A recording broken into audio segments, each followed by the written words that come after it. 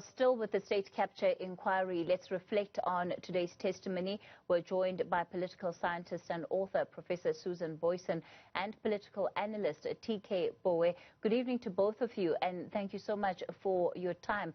TK, maybe let me begin with you. We had some very broad general admissions from the president today. Does that go far enough in terms of the kind of accountability that one is really expecting to see and to get out of this process? No, evening. Thanks for having me, Kathy. Looking at I think what the commission has been set up for doing, one would say that within this context, it was a decent opening. But I think in terms of what you're asking, the broader question which society has on its mind, I would say it was very lukewarm. If anything, the only insight one really gained from it is that the ANC really doesn't understand how its own processes of cadre deployment actually work. And if anything, they confuse cadre deployment with simply just putting people into jobs. Is it a misunderstanding of how the party works, Professor Boyson, or is there just not enough honesty about how this deployment process has been implemented at various spheres of government over the years?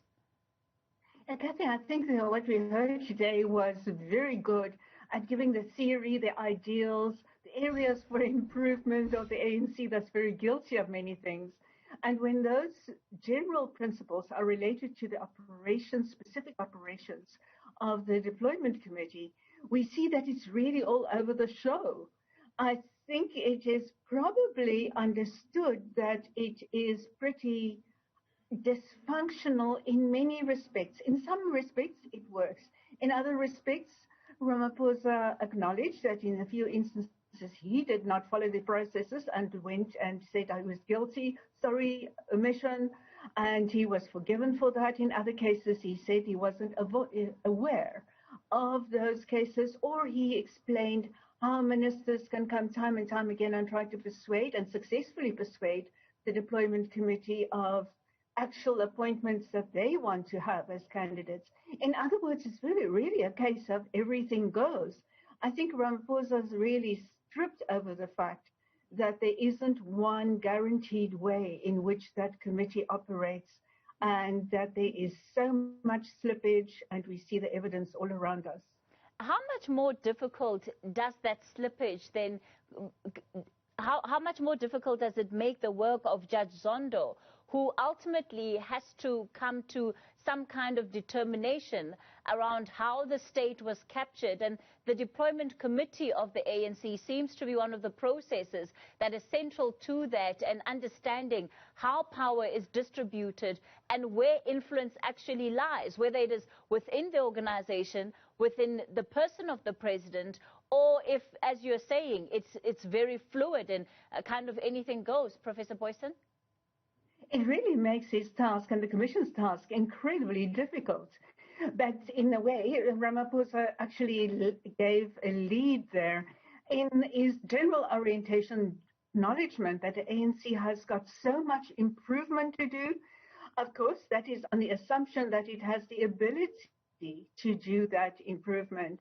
And there, the judge and this commission will really have to make a call at the end of the day as to whether it believes Ramaphosa's narrative that this is a renewing, regenerating ANC.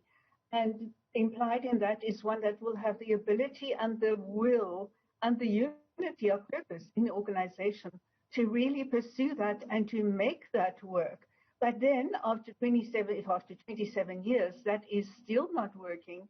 We really need evidence, and Zondo would have to find that evidence, if possible, to find that the ANC, yes, has made this definitive turn under Ramaphosa. And there he would probably also have to look beyond President Ramaphosa's evidence today and tomorrow and late next month, and look at, is there evidence on the ground of an ANC that is going to live up to those ideals that the president articulated today? Mr. Bowe, one of the acknowledgements that was made by the president today was around corruption that is taking place within the organization, and that in fact at some point, even when issues were being raised about this idea or notion of state capture, it simply wasn't given the kind of attention that it needed to. of course, one of the difficulties is that, these are not minor transgressions. Ultimately, this is a case about people stealing state resources and looting them. These are criminal cases. Is it okay that there's just an acknowledgement of, yes, corruption has happened under our watch, we acknowledge it, and we will change it? Well, I think if one has to maybe expand this beyond the state of capture, because I think sometimes we make the mistake of almost trying to believe that this commission is going to exonerate or is going to make the ANC any better than it truly is. I'll take you back to a publication which came out in 1987 by Joel Nichentenze, where he actually highlighted already some of the problems the ANC was, I think he calls it sense of incumbency, where already there was a track record of the ANC being unable to put the right people into places of power. And when they did, there were already certain faulty things which they were doing. So for me, the way I look at it is to say this is just, I think the state of capture, I think the state of commission is good in that it's bringing maybe to the average reader and the average listener what's been happening in government. But this has been going on for so long for me that I'm almost a bit perplexed at the belief that anything's going to come from this. As you're saying, this has been going on for the longest time.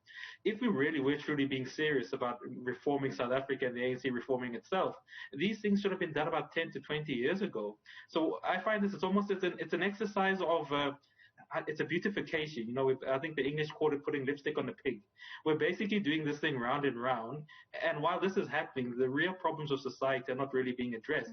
So for me, we would be wrong to really believe the state of capture is going to do anything other than what we actually are hoping for, which is the ANC to change. I think the bigger question, and I think maybe this is where us as citizens have been a bit too quiet, has been that we're not putting enough pressure on the ANC to actually account beyond just elections here, actually account for what has been happening.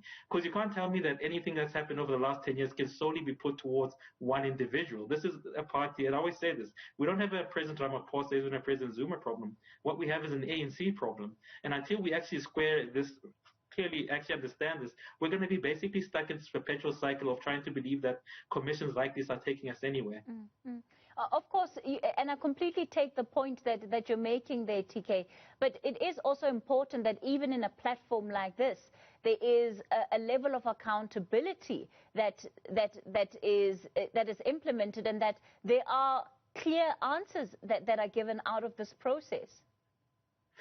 This is where I think if you look at the terms of reference for the commission, and I really would ask most viewers and listeners to actually go pay attention to what the terms of reference of the commission put it. It's not to say it says that the African National Congress is under scrutiny. If anything, the terms of reference are so broad that I find it very hard to say they're going to actually find an individual to say, listen, this is the one person that has really been guilty of it. So for me, again, it goes back to, I always say, read the terms and conditions. And if you read the terms and conditions, you'll see that look, maybe this is just me being overly pessimistic, but I really doubt there's going to be a person who's going to be fingered to say, listen, this is a one whole individual that has really made the ANC rotten. Because for you to really put so much power into one individual basically says that all these people, including the current president, have basically been toloko. I don't know what the English term for toloko is, but I think it's the close abbreviation is puppets. That they've just basically had puppets for 27 years taking instruction from one person. Hence, for me, I'm very doubtful that they're going to be able to really say this is going to be accountability. If anything, it'll just probably raise more questions about the processes and systems, not only of the ANC, but how the government works in holding people to account. And that's why I find that there's going to be a bit of our expectation as a populace and the outcomes are going to really not going to match each other. Professor Boyson, one of the things that we also heard consistently today was the eras in which certain decisions were made, and the eras that represented a new dispensation effectively. It's the kind of language of framing that we've seen in different ways over the last couple of years. What do you make of that? Yes, certainly there's a sense through this narrative that different eras have brought the ANC to a point of decay, and that it's now resurrecting itself out of that. So, and Ramaphosa repeatedly emphasized the point of this process. The change doesn't happen overnight, and that takes us back again to the long duration of how long it takes to reinvent this wheel and whether it is possible. And I really got the impression that Ramaphosa was speaking to a very divided organization and using the platform of Zondo to help him gain, to the extent that one can believe that his actions at regeneration there are definitive, but regain an upper hand and help use this platform of the Commission to give extra gravitas to the need to bring that accountability and bring extra cleaning up, and perhaps then take the ANC to a new definitive condition, to a new definitive period. But there is so much water that will have to run into the ocean to get to that point. Political analyst Professor Susan Boyson and TK Bowe, let me thank you both for your time tonight.